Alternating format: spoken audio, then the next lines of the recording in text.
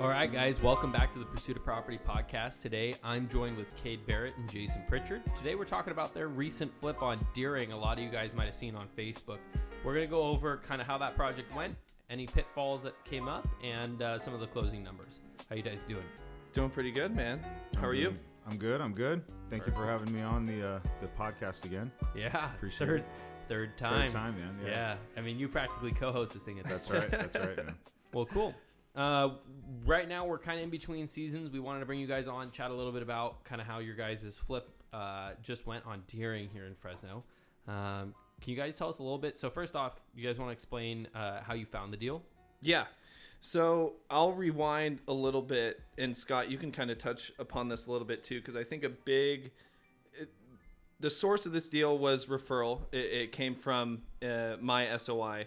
And I think a big part of our goals towards the end of 2020 was putting more quality content and posts out on social media, kind of letting people know what we're doing, how we're doing it, and stuff like that. So one of my family members called me up around October and said, hey, I've been seeing all this stuff you've been posting on social media. I know you and your team do a lot of investment stuff here in town.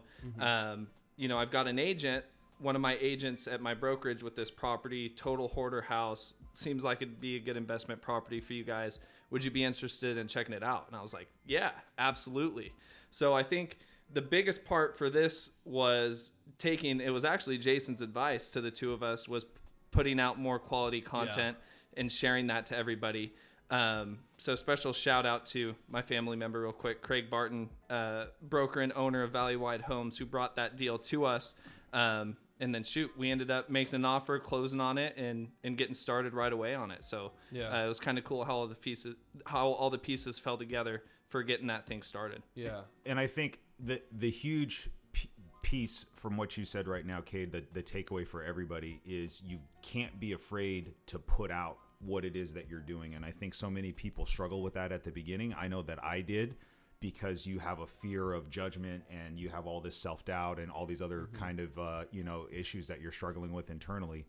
And this is a perfect example of what happens when you're just sharing and you ask for what you want, right? And you're putting out like, hey, I'm looking for more of these properties. And you just don't really realize who's actually watching and who's paying attention to what you've got going on. And referrals are a huge part of my business. And a lot of it comes from just people engaging with me on my social media and the other things that I've got going on. And it just leads to these different types of opportunities. So I think, so many people focus on marketing and direct-to-seller marketing and all these paid channels, which are great. And we all do that stuff too. But, you don't tap into this one resource that is usually can be one of the most powerful ones that I think people neglect sometimes. Yeah, and both of you guys have experienced this. I'm curious because you already mentioned, you shouted out that Craig is a realtor himself. He's a broker. He's an owner. Both of you guys have worked with realtors who could have sold a property themselves. I mean, what's been your guys' experience? Why is it that they go to you guys instead of just selling it themselves? I think it's a combination of just a lack of vision sometimes, and they don't know necessarily how to put some of the puzzle pieces together to get a house. That house was in really bad shape. So you walk into something like that and it's very intimidating, right? And I can remember going into the first properties that I bought that were hoarder houses and just being really like, wow, what are you going to do with this? But now, like, I know as soon as you spend a few $1,000s and clean all that stuff out, it's like a blank slate and it's really easy to get the ball rolling, right? So I think it's fear, it's a lack of vision. A lot of times agents and brokers, I think, just kind of stay in their comfort zone and in their lane, and they're used to just helping people buy and sell and transact. And that's one of the things that's always kind of struck me as funny, because I started on the investment side and then I got licensed, and I've always been curious why more agents are not active investors. And I think it ties back to those things. Yeah. I think, excuse me, in this specific case too, it kind of fell back on the seller. So a little bit of background about the property too. It was a daughter who inherited the property from her mother who passed away.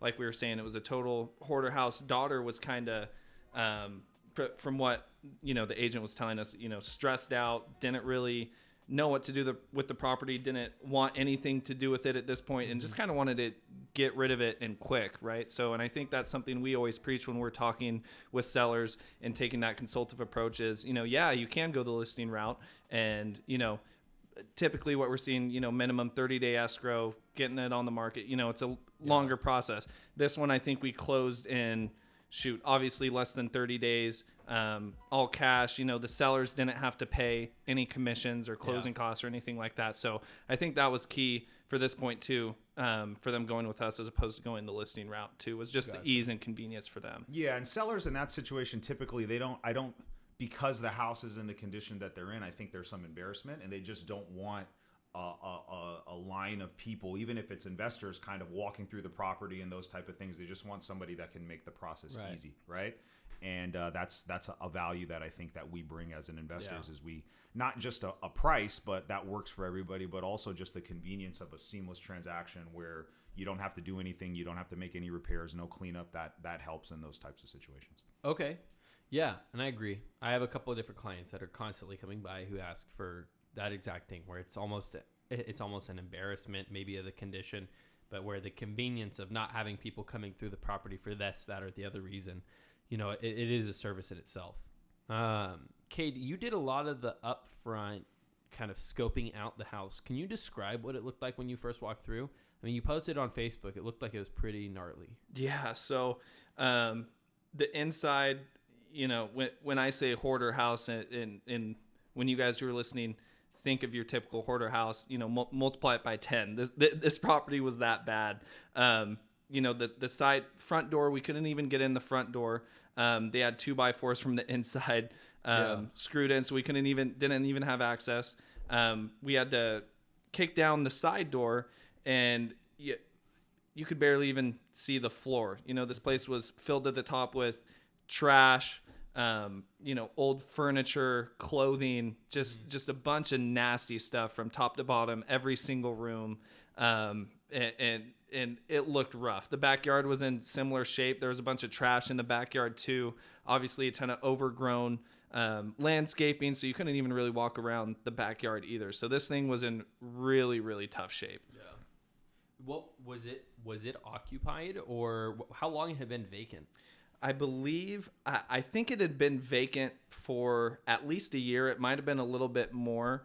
But yeah, it was vacant. Like I was saying, the mom had passed away. The daughter had inherited the property, and it was just sitting vacant, which with what I would assume was kind of majority of the mother's belongings. And what we had learned from the agent and the seller too was in that period of time, a lot of people were breaking in. You had a lot of squatters and stuff going in, and obviously putting all their own stuff in there too. So it was just accumulating all this nasty stuff for a long period of time. Gotcha. We had a lot of different struggles with kind of just break-ins. I mean, Jason, you and I had multiple different properties that had a lot of different kind of not necessarily theft. They just broke in. Yeah. And they would just squat there. I mean, what was your experience? I think last year was kind of a unique year with the way that the world was moving. What was your experience with that? I think it's just cost of doing business. I'm so kind of desensitized to that stuff happening. Yeah. We have, we just have a problem here with the homeless population and transients and different things. And vacant properties are just magnets for those types of issues. Yeah. And so I don't remember having many issues with break-ins at that particular property. And I think sometimes it's just luck of the draw. When it's been people squatting and breaking in, usually even after you clear all the stuff out, there's usually continuous issues with them coming back and still trying to get in. But I don't think that we really had any issues with that on this one. So we just got lucky. I have other houses that, you would never think that you would have it. And then you get people in there every single day, and so, it's luck of the draw. You have to budget for those types of things and set a contingency in there and, just realize that, it's going to happen. And it's the cost of doing business when you're a real estate investor. Gotcha. Now, when you said you got to kind of budget for it, it's a good segue. I'm curious because you guys looked at the property. It came as a referral. At first, you were looking at it as potentially maybe a wholesale deal or a deal where it was a shorter term transaction. Then you decided that you wanted to close on it. How was that decision made? I mean, what was kind of some of the deciding factors that led to that? Yeah, I had when the deal was first brought to me, I sat down with Jason and had that conversation with him.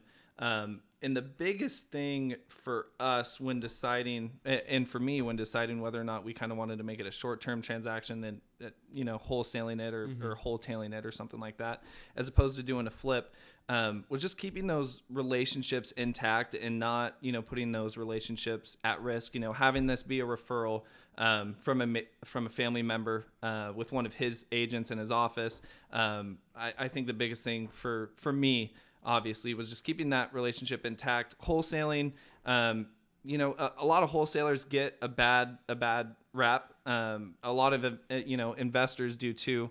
But I think the best case scenario for us and the best decision was just holding on to this for a flip. And I think it worked out in our favor with how the market was moving anyway. Yeah, and so the reason why, to just piggyback off Cade's comment, the reason why one of the reasons why you decide to close is then we can relist it with the agent that brought us the deal, right? Mm-hmm. And so that's if you end up wholesaling it or doing some other quicker option to get out of it, sometimes there's no financial incentive for the listing agent or the agent that brings you the deal in those types of transactions. So that's not going to always make or break the decision, but it's a determining factor, right? Yeah. And so the numbers have to make sense. How much pressure and time and stress is it going to put on the systems and the other team members that are involved? Do we have the available contractors to do everything? All of those kind of things go into it. But, this is very much a relationship business, and I always like to reward people and entice them to continue to do future business with us. And I think the best way to do that, especially in this business, is financially. So if you can, they can represent us as the buyers on the purchase, and they can be compensated and then also represent us on the sale when the house is done. I think that's a great way to do that. Yeah. Now, you do a lot of different business, Jason. I mean, you've wholesaled property, you've flipped property, you've maintained property as a rental, and then you've done kind of anything in between. Mm-hmm. So when you look at a property like this, how did you run your numbers, and how did you because you guided Cade. This is Cade's first personal flip. You've done a lot over the last 6 years. What were the numbers that you guys, or the key metrics you were looking at when you guys took this property on? I think on these ones, I always try to be extra conservative with our rehab numbers because there's just so many surprises that are going to come up. So what Cade said about the property, like barely even being able to walk through the property, I mean, it was true. I didn't walk through it, but I saw the video from when you guys did your initial walkthrough, and it's not impossible, but it's really hard to get like a rehab number that's dialed in because you just don't really know what's lying underneath all of that stuff, right? And in this particular case, I think it actually helped us because we ended up being able to add some value by adding a bathroom into the master that really helped us push the sales price on it. But to just go back to your question, I like to be conservative. I like to budget for absolutely everything. And then if we're able to cut some costs somewhere, then that's just a bonus for us. And that's actually what ended up happening in this particular deal, because I think we were projecting a lower profit margin initially. Yeah. And we had to be okay with that going into it. And I think, we had budgeted I remember budgeting for stucco on the whole outside of the house. For a house like that, it would have cost like $6,000. Yeah. And we were actually able to salvage the siding. The siding wasn't as bad as we thought as it was. And we repaired and replaced a couple pieces and just painted. And that saved us $5,000. So like things like that really add up, And so I think it's always better to do it that way. The biggest mistake that I make, or I see new investors making, is they overestimate what they're going to sell the property for, and they underestimate how much it's going to cost to actually get it to the point where they can sell it. And those types of things, even if it's, you underestimate your rehab by $5,000 or $10,000 and you overshoot your sales price by $5,000 or $10,000, that's a $20,000 variance. And that's a deal. And then your whole deal is sideways, So it's always better to be conservative at the beginning and then, get a good surprise versus the opposite. So then when you have the conversation with the seller, I don't know who negotiated necessarily with Craig and his client, or who had the conversation with the seller. I mean, you just mentioned that a lot of sellers underestimate the rehab and a lot of investors overestimate the final sales price. How does the conversation go with the seller on this conversation? I mean, were they pretty receptive? It seemed like you guys got it for a decent price. Yeah, like I was touching on earlier, at least, all of my communication was through the agent via the seller. So I never spoke to the seller directly just because the seller had a direct relationship with the agent. Right. this was just one of those situations where the seller was just exhausted and tired of the property. They just wanted to make whatever they could, right? They weren't. They recognized the situation. So they really recognized they had been to the property. They took some personal belongings out of the property, so they saw firsthand. Because sometimes sellers, if they're holding a property and they've had it as a rental or they live out of town, they really don't get to see the really nasty shape that some of these properties are in. Right. They had gone to the property. They saw, what kind of tough shape it was in. They understood, obviously, at least, that it needed a lot of work at bare minimum. So we didn't really get a lot of pushback on that end. They just wanted to be done with it. Okay. And, that's what we came in to create that win-win situation for everybody. Gotcha. Yeah, those types of houses, honestly, I feel like are easier to negotiate than ones that are more just cosmetic fixers because, you don't even really have to say anything. Like the house speaks for itself. The condition of the house kind of speaks for itself, and it does the negotiating for you because there's no salvaging anything that's nobody in there, right? wants to do it. So going in, it's like, listen, I've got to haul all of this stuff. We've got to clean it out. Then we're going to redo the entire house because you can't really keep anything there, right? And that's what we did with that. Like we basically gutted the entire place. And you changed walls, like you said. You added a bathroom. Can you explain that process? How you came up with that idea? I think everybody wants open floor plans. Open floor plans are what sells. And so when we can, we try to do our best to reconfigure layouts in a way where it doesn't blow the budget, but also, adds to the things that buyers want in this market, right? And so some of these older houses, I can't remember how old this house is, but they're compartmentalized, they're walled off. There's all these different things that worked 50, 60 years ago that now doesn't work, right? And so we always try our best to, within the constraints of the budget that we're working with, try to open up the house and make it look and feel as brand new as we can. So, it meets the demands of what buyers want in this market. Yeah. And Cade, do you want to explain how you guys came up with the idea for the extra bathroom and everything like that? Yeah. So this house was originally 3-bedroom, 1 bath.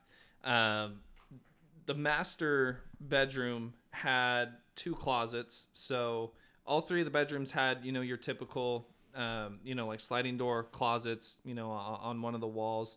But this master bedroom had an additional add-on walk-in closet. And obviously when we bought it, it was filled with clothes, all over the place. But when we were walking through it, we saw it was, obviously a decent size, right? Like if we were thinking about changing it into anything, it wasn't going to be a crammed bathroom or anything like that. And so Jason and I, we sat down and we talked and we said, what's some ways we can maximize the value of this place when we go, obviously, when we're done to sell it back on the market. So obviously this room doesn't need 2 closets. So either one, we could have kept both closets and kept it like that and put it back on the market just like that. We could have closed off the sliding door closets and kept the walk-in closet. Yep.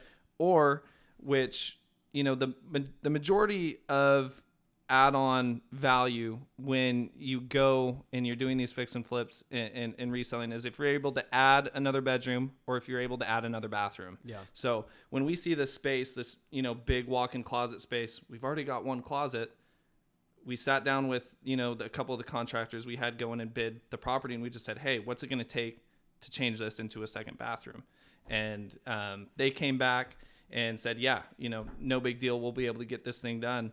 And I think at that point, it was kind of a no-brainer for us just to kind of make that swap into the second bathroom and make that the master bathroom. Yeah, it really changes the dynamic of the whole house and buyers that would not have even looked at it because it was only a 3-bedroom. So buyers with families, for example, right? So if you're a husband and wife and you got a couple kids, it makes it really hard to make 1 bathroom work for everybody, right? And so the fact that you added the bathroom, the fact that it was in the master, and so then now it's a true master suite.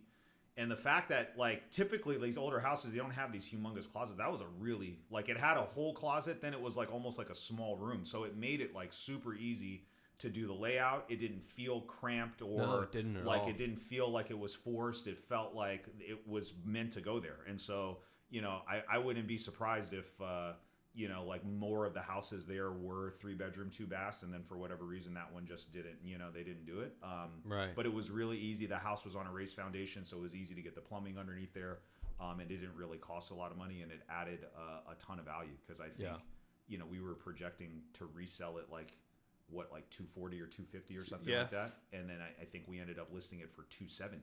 So you know, it didn't cost us more than $5 or $6 grand to do the bathroom. So that, you know, there's a $15,000 addition right there, right? Wow. And there's the math, honestly, because it's like the stucco's $5 grand, and then 15 grand on the house. There's your 20 grand that you make in extra right there, or 20 grand, or the 5 grand, or the 15 grand on the bathroom and the stucco. There's your 20 grand. So before we get to the numbers, I'm curious. You guys had some delays. You had some issues.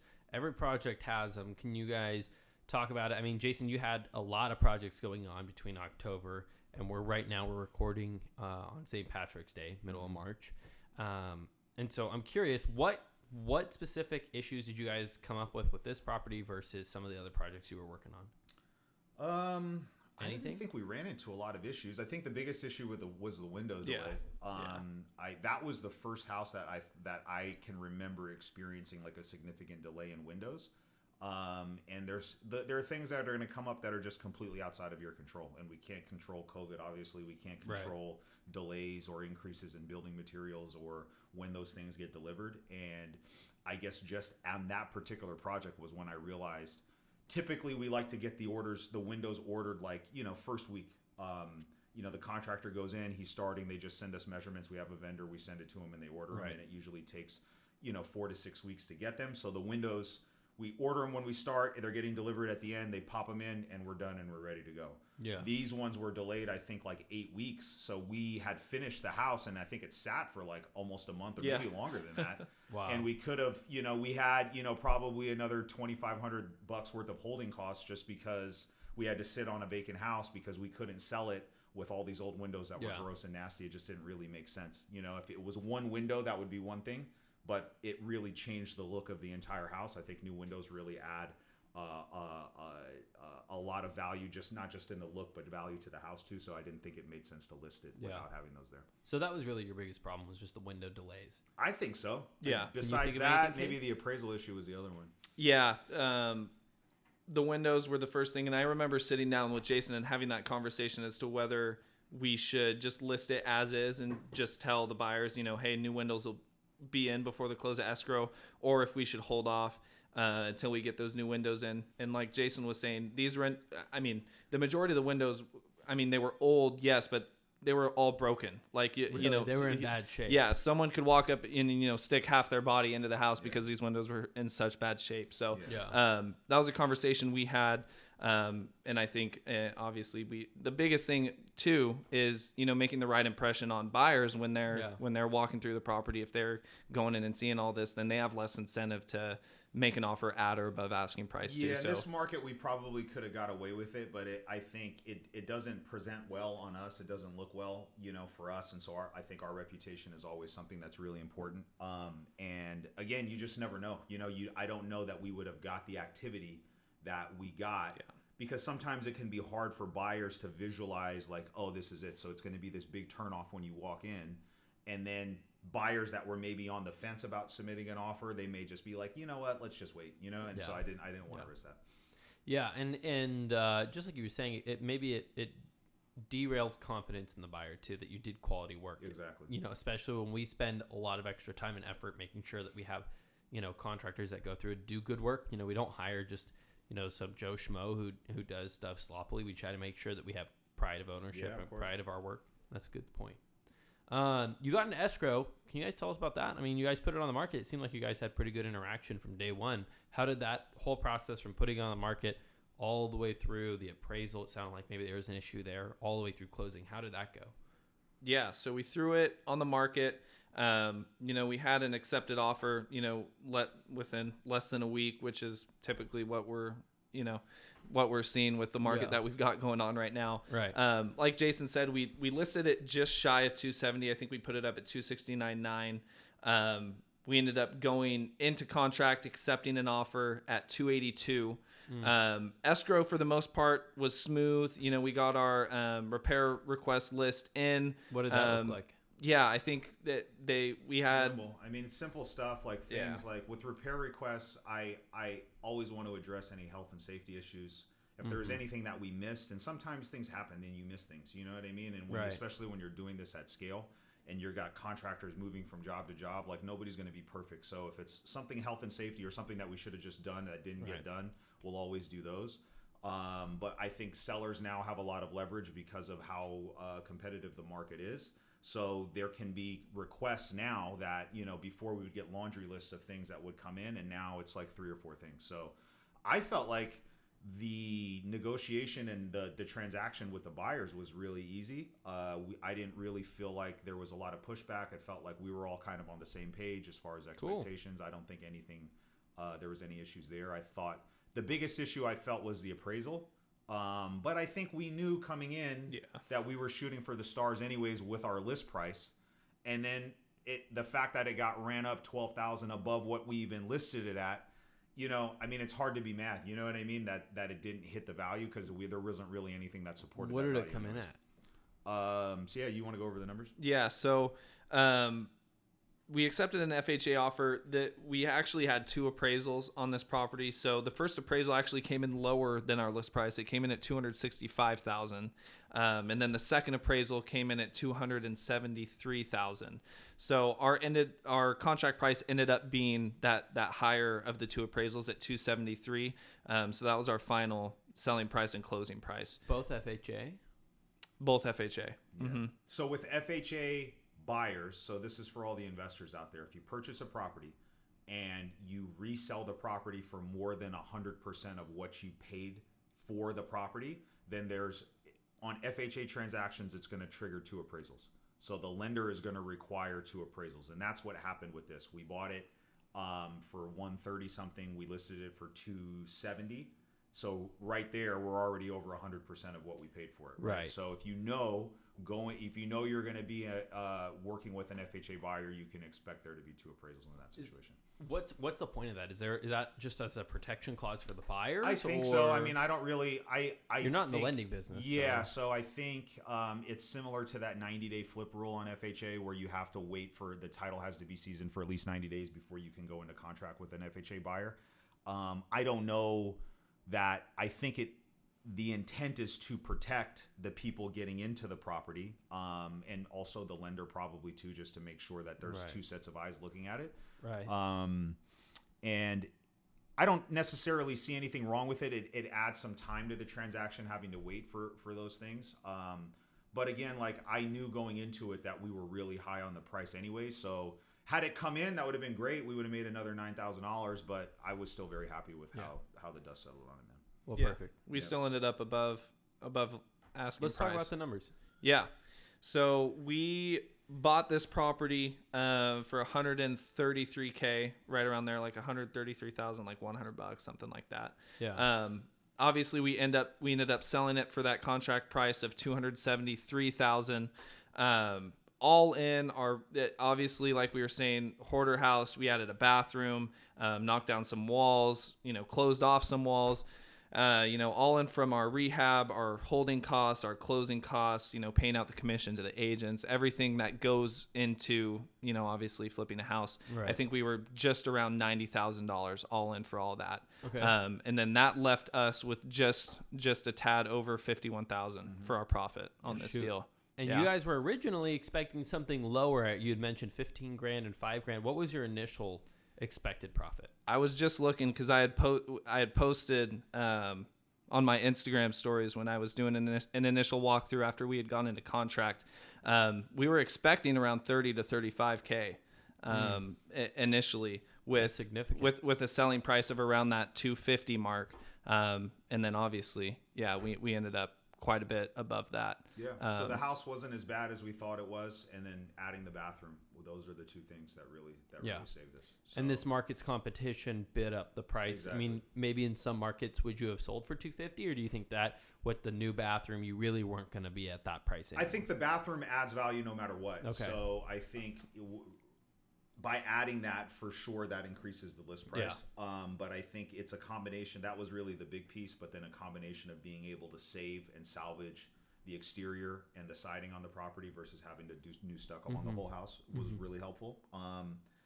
And I think the fact that there wasn't besides the window delay, there wasn't really a lot of big surprises that came up.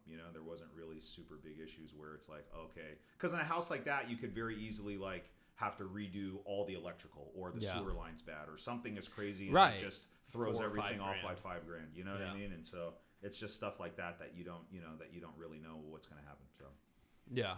Well, Jason, I mean, this is like, do you have an idea of how many flips you've done at this point in your career? Probably like 200 or close to 200. So this is in the mid, hundreds to 200s range. I mean, your experience overall, how would you rate it? I thought it went great. I really enjoy doing deals like this where I don't have to tie up so much of my time, and I can leverage the things that I'm really good at, like raising money. And we've spent some time really refining over the years our processes when it comes to construction and project management. So I never even went out to the house, which for me, I enjoy. Like I'm kind of emotionally detached at this point from like having to go look at the properties and go there. I mean, I go there for marketing and different things, but the only time I ever went to the property was when we went to go shoot the after video. That was it, and sounds like a big win. I like that. So it's me, I can raise the money, and then I can plug it into kind of the assembly line that we've built to get the houses, turned around. And, Cade can learn, he can get some, financial reward out of it. He can see how we manage the processes. So I felt like it was a big win all around for everybody. And you do a lot of deals like this where you work with people who either it's, their first, or they're somewhere between like that first and 10th deal where you're still learning the process. Yeah, right? I would say, 50% of the deals that I get are just from networking and just, people coming to me. And I would say half of those deals are ones where, similar to this, it's like, hey, I see all the cool stuff that you're doing. I've got this deal. I know it's a good deal. I would really just prefer to work with somebody that knows what they're doing so I can operate with the safety net. And, then we just have to come up with an equitable split of the responsibilities and the money. You know what I mean? And so, if we can get there, then it's usually pretty easy. So it sounds like a big win for you. Obviously, we're in the business of making win-win situations. Cade, this was your first personal flip. You've wholesale deals, you've managed flips, or kind of helped with that process. What was your experience? I mean, it seems like this is a big milestone. Oh, I mean, that would be even a huge understatement. Obviously, the value that I was able to get, from being able to find the deal and, bring it to Jason and have Jason, be willing to partner with me on the deal, me be able to learn firsthand and learn the ropes, how all this project management goes, how managing the contractors goes, how the rehab goes, just like he was saying, the assembly line from start to finish, being able to just sit front row and be hands-on and learn through that whole experience. That's priceless to me, because now, I can go out and ride this momentum and find more deals and do all this stuff and be able to take the experiences I learned from this and just, skyrocket from there. So, the value that I got from, from Jason and from this deal is, priceless in my mind. Yeah. And then you also, the whole point of closing on this was for the relationships. Yeah. Has anything procured since with Craig and with his team?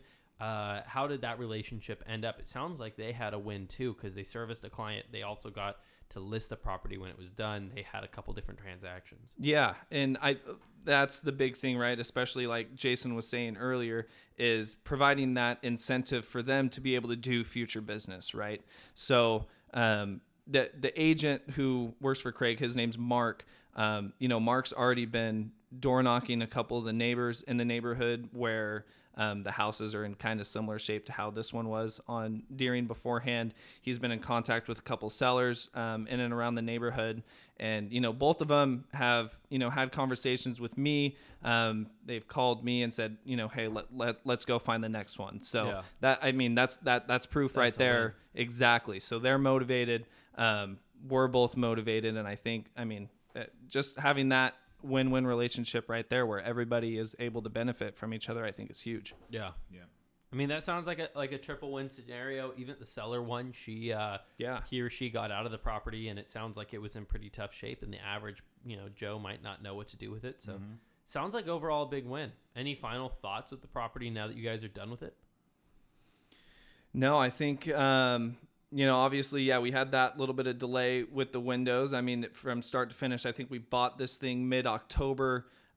We just closed in early March, so obviously a little bit longer turnaround time than we were expecting originally. But other than that, I mean, everything went really, really smooth. And like I was saying, super appreciative for Jason and his team, and to Craig and to Mark for, bringing this whole thing together and getting it across the finish line. So I'm super happy with how everything went, and, obviously really motivated to get out there and like I said, keep the ball rolling.